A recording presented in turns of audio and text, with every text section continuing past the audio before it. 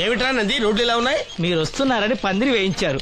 రోడ్లు కూడా ఎక్కడ వేయిస్తారు స్వామి? శృతి తప్పుతున్నావు నంది. గురుగారు రండి రండి. ఏమిటయ్యా ఈ రోడ్లు? గురువు గారు వస్తున్నప్పుడు ఇవన్నీ చూసుకోవడం తెలీదు? ఎలా ఉంది స్వామి శృతి? బాగుంది. అబ్బా నంది, స్వామి నోటితో పలకవలసిన సప్తస్వరాలు నడువులో పలుకుతున్నాయేమిట్రా? మరి ఒళ్ళంతా సంగీతమే కదా స్వామి. లెస్స బలికి దీర్ఘాయుష్మాన్. నమస్కారం గురుగారు. ఎందుకు మొహాట పడతావు? నమస్కరించు. మొహాటం ఎక్కువ వెధవుకి. పాలల్లో ఏం కలిపావు? పాలు మరి చిక్కగా ఉన్నాయని కొద్దిగా నీళ్లు కలిపానండి.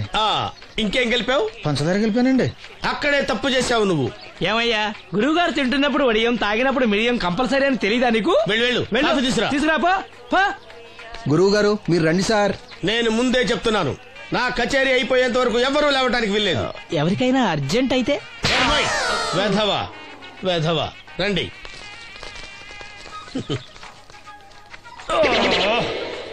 మూర్ఖుడా, ఇది కాఫీయా కషాయమా? మీరే కదండి తాగాలంటే మీరేముండాలన్నారు? అంటే పంచదార బాగుందంటే పైసలు కూడా కల్పిస్తావా? నంది, వీడు శృతి తప్పుతున్నాడు. చూసుకో. నేను చూసుకుంటాను స్వామి, నువ్వు పదవా.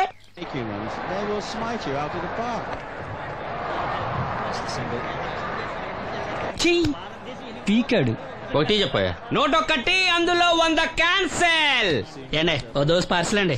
101 దోశ అందులో 1 క్యాన్సెల్. 100 వేసేమంటారా? నీ బొంద.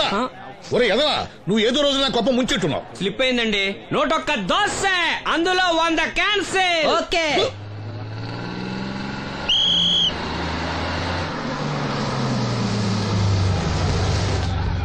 రాసిను జాగ్రత్త, మెల్లగా జాగ్రత్త వెళ్ళరా.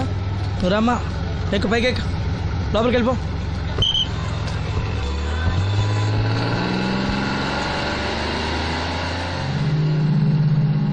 ఎవరు? ఇవి ఉంచండి. నేను గుడ్డివాడినే కానీ ముష్టివాడిని కాదు. అయినా మీకు తెలియకనే కదా కొట్టారు. నాకెట్టి చూసినా ఒకటే, అందరినీ ఒకేలా చూడగలిగే ఉత్తమ భారతీయ పౌరుణ్ణి.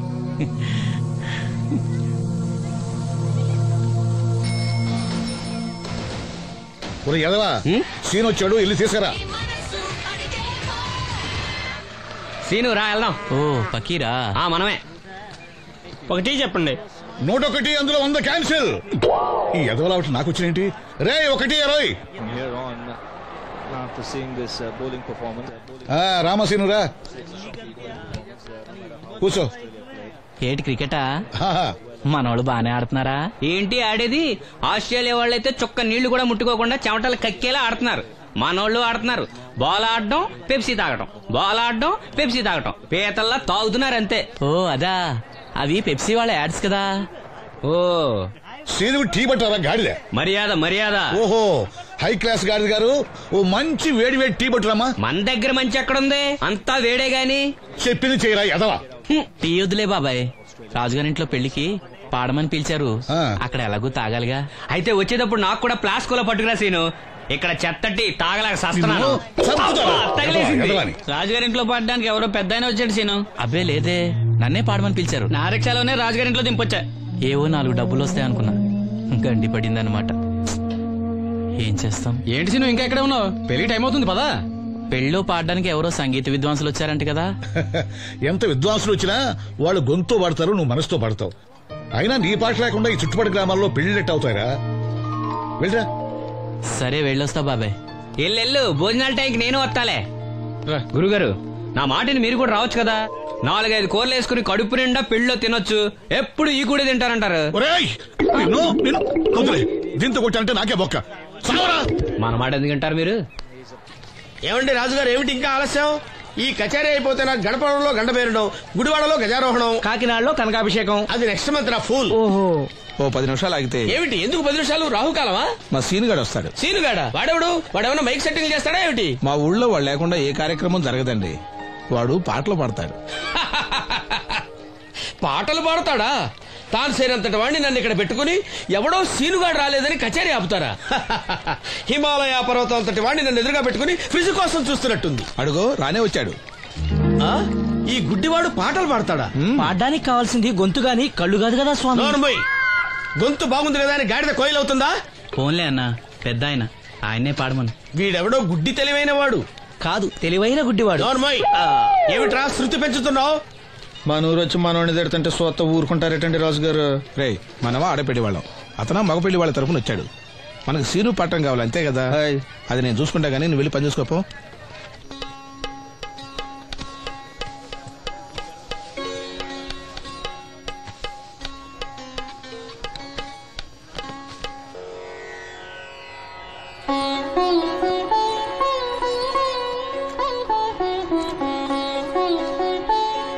బాబు, శాస్త్రం నుంచి సంగీతం పుట్టిందనుకున్నాను గాని సంగీతం ప్రకృతి నుంచి పుట్టిందన్న విషయం నీ నుంచే తెలుసుకున్నాను బాబు. నా పాటకి ఏ శిల కరుగుతుందో గాని నీ పాటకి ఈ శిల కరిగింది నాయనా.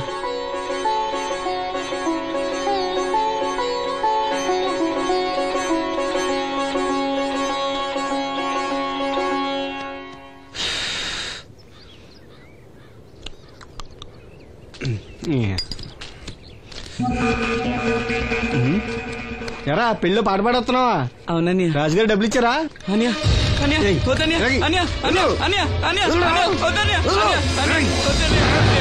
ఈ ఏటకు చాలు. ఇంట్లో సరుకులు కొనాలని డబ్బులు ఇచ్చాను.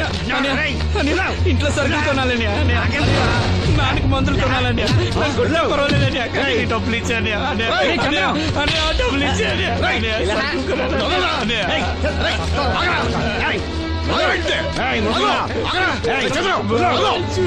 వాడు కష్టపడి సంపాదించిన డబ్బులు ఆకుంటారు. సిగ్గులేదురా? దున్నపోతున్నా ఉన్నావు. కుటుంబాన్ని పోషించాల్సిన పోయి కళ్ళు లేని వాడు శుభ్రం ఆకుంటావురా? ఈ నీతి కబుర్లన్నీ గుళ్ళో చెప్పు, లేదా అడ్డ మీద రాసి నీ హోటల్లో పెట్టుకో. అంతేగాని అడ్డం వచ్చి అడ్డంగా నరికేస్తా. నరికెందుకు డబ్బించుకో. ఊరుకోరా, ఊరుకో. వాడు ఎదవరా? ఎదవ తెలుసు కదా. అమ్మా, అన్నయ్య వచ్చాడు. అన్నయ్య జాగ్రత్త. అన్నయ్య జాకెట్ తెచ్చావా? పర్వాలేదులే, తెస్తావని అనుకున్నాను. తెచ్చావా? మా మంచి అన్నయ్య. అమ్మా చూసావా ఎంత బాగుందో? దీన్ని ఇప్పుడే కుట్టడానికి ఇచ్చేస్తాను. రేపు ఉదయం వెళ్ళొచ్చు కదమ్మా. ఇప్పుడే. అది తోడుకునేదాకా నిద్రపోదరా. సామాన్లు తెచ్చావా అయ్యా? ఇదిగో అమ్మా. డబ్బులు సరిపోలేదు, నాన్నగారికి తైలం మాత్రమే తీసుకొచ్చాను. ఈ డబ్బేంటి? కింద పడ్డానమ్మా. చూసుకుని నడవచ్చు కదరా. నేనా? ఒళ్ళంతా నొప్పులుగా ఉన్నాయి, కాసంత వేడి నీళ్ళు పెట్టమ్మా. అలాగే.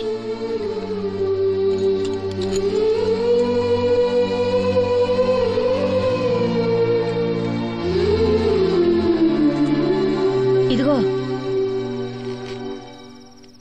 నా సొట్లయి చుట్టలు రేపు కాల్చుకోవచ్చులే, ముందా మందు తీసుకో. ఏంటి మంచాన పడ్డాను కదా అని సులకనగా చూస్తున్నారా? టాటోలు చేస్తాను మీ ఇద్దరిది ఏమనుకుంటున్నారు? తైలం తెచ్చాడు, తైలం నా తొక్కలో తైలం.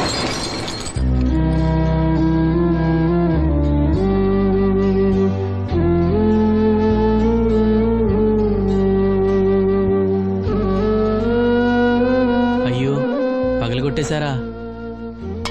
అవునురా, పగలగొట్టాను. అయితే ఏంటి, కొడతావా? కొట్టు, కొట్టరా.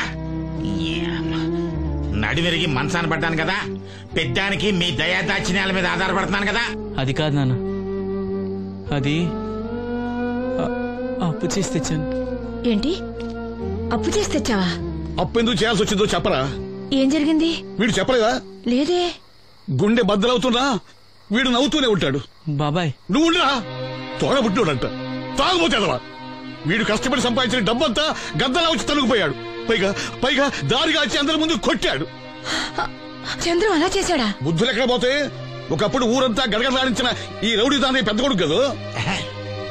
ఎవరికో కడుంబండి నడుము నిరగొట్టి మంచంలో పడుకోబెట్టారు. కాని వాడిని అలా వదలరు. ఏదో రోజు జనంతా కలిసి పాతేస్తారు. అరే, బయట వాళ్లే వీడి మీద జాలి పడుతున్నారు. మీరు వాడి మీద జాలి చూపించపోయినా పర్వాలేదు, కనీసం మనిషిగా చూడండి.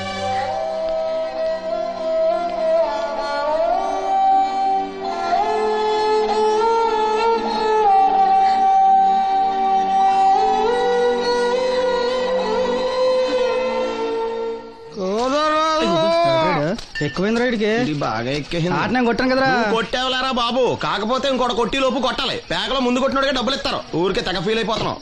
దాందేముంది, పేకల ముక్క పడితే కుక్క అయినా గెలిచుద్ది. అది నువ్వు మధ్యలో మీ ఫ్యామిలీ గురించి చెప్పకే. వెళ్ళి సొక్క శాప మొక్క అట్రా. ఉల్లిపాయలు నిమ్మచెక్కలు వద్దే మర్చిపోయినా కూడా పంపించు. పంపిస్తాంరా.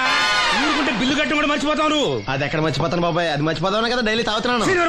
3 ఏళ్ళ నుంచి తాగుతున్నావు, ఒక్కసారి బిల్లు కట్టావా? సిగ్గుందా నీకు? సిగ్గుంటే డైలీ నీ ఫేస్ ఎందుకు చూస్తాం?